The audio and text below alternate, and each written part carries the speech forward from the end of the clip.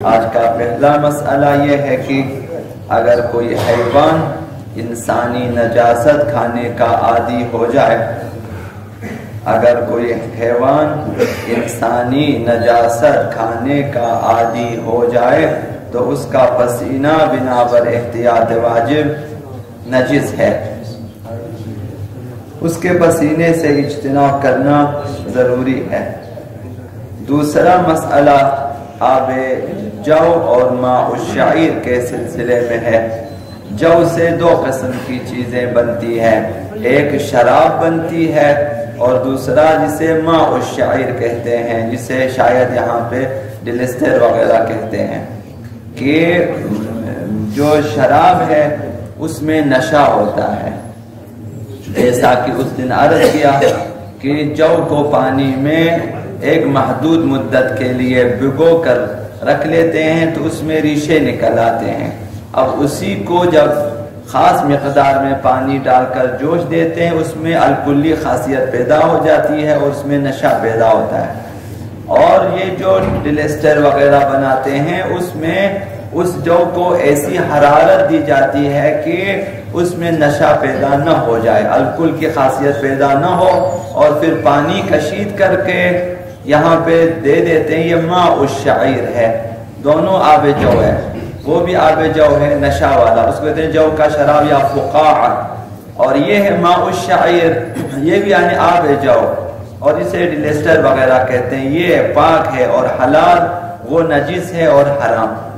تو ماء الشعیر پاک ہے اور حلال ہے۔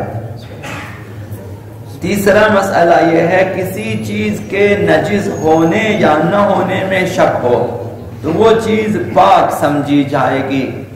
یہ بہت ہی مبتلا بہ مسئلہ ہے۔ ایک چیز کے بارے میں آپ کو معلوم ہے کہ یہ چیز پہلے پاک تھی، یہ چیز پاک تھی، میرا یہ کپڑا پاک تھا مثلا یہ بدن کا یہ حصہ مثلا پاک تھا، اب انسان کو شک ہو جاتا ہے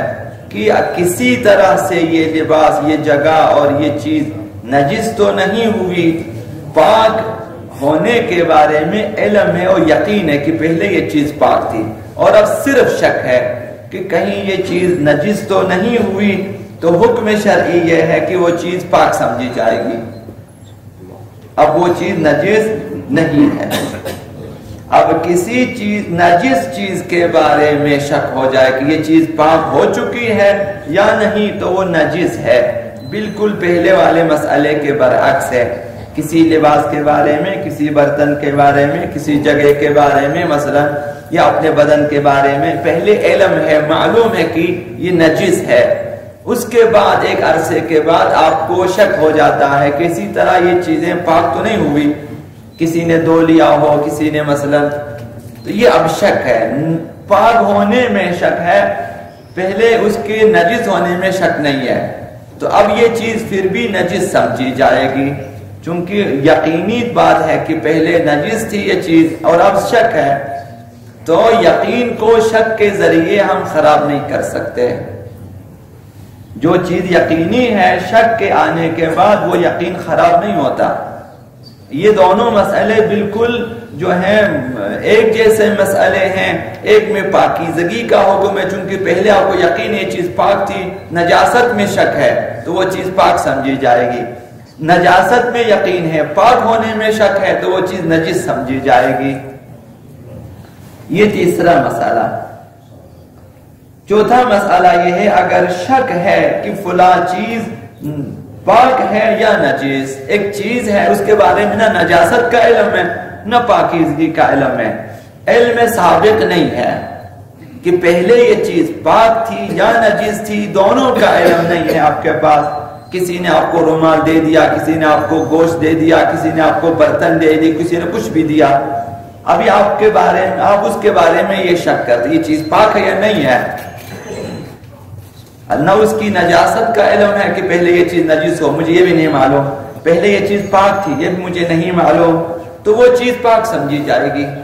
یہ قاعدہ یہ کلیہ ہے اسلامی شریعت میں کہ کل شیء طاہر، ہر چیز پاک ہے تا ان کہ آپ کو علم ہو جائے کہ یہ چیز نجس ہو چکی ہے۔ جب تک کسی چیز کی نجاست کا علم نہ ہو، یقین نہ ہو، وہ چیز نجس نہیں سمجھی جاتی ہے۔ آپ کہیں بھی جائیں، کسی مسجد میں بھی جائیں، آپ کو کیا معلوم کہ وہاں سارے فرش پاک ہیں؟ آپ کو نہیں معلوم۔ آپ کسی بھی مثلا گھر میں جائیں،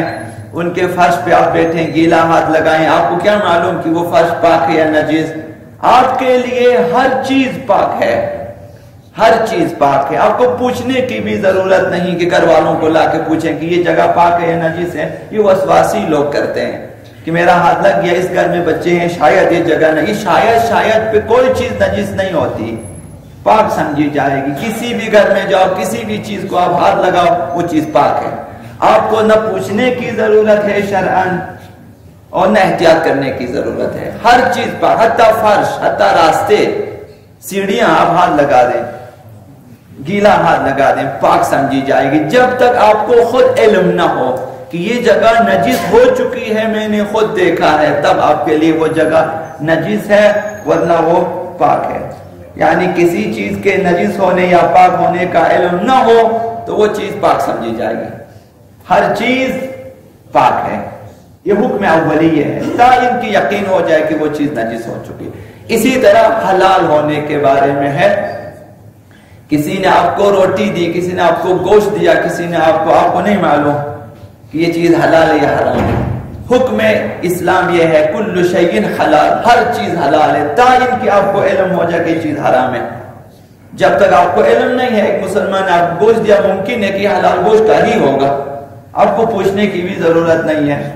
مگر ان کی علم ہو جائے کہ یہ حرام گوشت ہے، اس وقت تک ہر چیز حلال ہے۔ اسی طرح پاکیزگی کے بارے میں بھی ہے، ہر چیز کے بارے میں پاک ہونے کا حکم لگایا جائے گا جب تک آپ کو علم نہ ہو کہ وہ چیز نجس ہو چکی۔ علم بھی آپ کو ہونا چاہیے، یعنی کہ کوئی ایسا شخص گواہی دے کہ جس کی گواہی قابل قبول ہو، ورنہ ہر چیز پاک سمجھی جائے گی، اور اسی طرح ہر غذا اور ہر چیز حلال سمجھی جائے گی۔